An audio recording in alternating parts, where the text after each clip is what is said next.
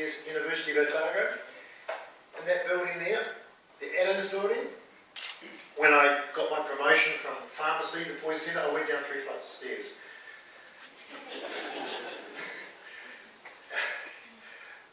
And as I said, I've been here 13 years. Who's studied in Otago? Oh, Phil's home, great. You've got over here, you've got the Robbie Burns, and you've got the Captain Cook's about to close down, the Bowler, which is now gone, I'm sorry. This year it's a lot quieter around the campus. You hear the drunken students. This year it's not as bad. But the lesser organisations like the medical school, the dental school, and of course the campus is over there where all those art students hang out. There's your hospital, and that's where you've got School of Pharmacy, Pre Social Medicine, and we're tucked away around the corner there on the 2nd floor. Right, synthetic cannabinoids. Well, before we do that, I'll just give a quick introduction. We've been here almost 50 years, and I'm sure some of you have rung us over the years. Yep, I see nods in the congregation, the audience, I should say. Friendship, brother. And we're a 24-hour, 365-day service, and if you ring us at 2 in the morning, a sleepy voice will answer the phone and grumpily give you the advice that you need to be reassured or whatever treatment you need for your child, /parent, /partner, etc. 35,000 calls a year, we cover everything and everybody. I enjoy the challenge of some of the specialists, and when I ask them a question, they think, oh, yes, I hadn't thought of that, great. Come do it and come back. So that's what we do. But what I'm here about tonight is,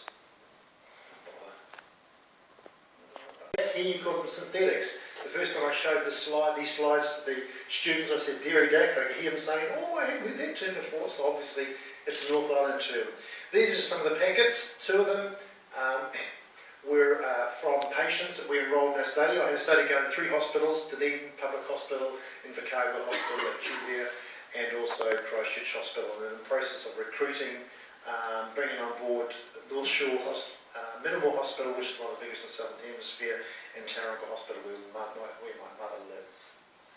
So, 2 of those packets we got from patients. 2 of them my kids found around the streets of Mosgiel, where I live, and of course, as we know, if we've watched Campbell Live, it's a bit of an issue in our town, just as much as it is here, just as much as it is in Taupo and Stratford, and all other small and large communities in this country.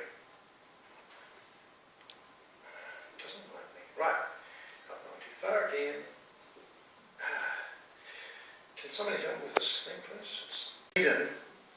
And I had him on about it. He made an effort to apologise. Now, if you saw that Campbell Live program 2 weeks ago, focusing on Mosgiel, my hometown, the night before, the morning before, my son and I went out and we cased out those 2 dairies and we watched them and then we told him where to find it. So he made an amends for that, but that really started the culture of smoking it in New Zealand. The government finally responded in 2011 and followed the advice of the Law Commission to say, industry, you have to prove it's safe before we allow it on the streets. You have to do a battery of tests to show low harm, and if you can prove that, we'll put it through a committee and we might allow it on the streets.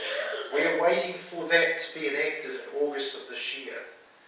And the 2 years since they started that process, in 2 years, is just a temporary measure which has failed miserably, if you ask my opinion. As each analogue is identified by ESR, it is banned. The industry know that. They bring the next one out. They just roll them out like a production line. And so they say, we're going to ban K2. Well, they say, okay, we'll just bring in new ingredients for K2. And the only thing they're concerned about is that it's not illegal. And they're so new that ESR, some of them, I had to talk to that person on TV1 this afternoon, and she said, you know, sometimes we take a punt at what the structure is until we get the standards from a company in the United States, and sometimes that takes months. Sometimes we have to take a punt what the chemical structure is, based on our LC-MS profile. From one of the ED departments, one of them was a patient that collapsed in the street. Was it the house? Maybe in the house. He collapsed in the house. And so we still see a lot of calls despite them being banned. And this will continue till August. Okay? Scale up production in China and put them on the street. And all we know is how potent they are compared with marijuana. That's all we know, that's all he reported. JWH18, which is that one there, that was banned earlier on, twice as potent as marijuana. He developed them for research to understand those pathways, and Pfizer, for example, spent 20 years trying to develop new medicines with other analogues, not of this class, and after 20 years they came up with the big zero because of the psychoactive effects. All right. They're more toxic than marijuana with different effects. And don't think I'm a proponent for marijuana, and I'll be misquoting the media because of that. The media have said marijuana is safer. Well, what I was trying to say was, as an example, methamphetamine is more toxic than amphetamine. Does that make amphetamine safe? I don't think so. And the same with marijuana. These interact with the same pathways, but are more toxic. Okay, how they work. As I said, they're designed to fix regions of the brain, similar to marijuana. Marijuana affects these regions weakly. We call them partial agonists in pharmacology terms, whereas synthetic cannabinoids react with them more strongly. I use those words carefully. In other words, they're full agonists. They have more severe harmful effects than seen with marijuana. The guy who created these molecules with his friends, pharmacology friends, they were designed to study in rats. They were designed to lock into the regions of the brain associated with what marijuana interacts with. And we're coming to realise that these parts of the brain, we have naturally occurring cannabinoids, and they offer what we call protection, neuroprotection, prevent us having seizures, for example. Studies have shown if you take other classes of these agonists and you give them to rats, they find the threshold for seizure is lowered. So these were designed to understand how the brain and these pathways work. They were designed on rats.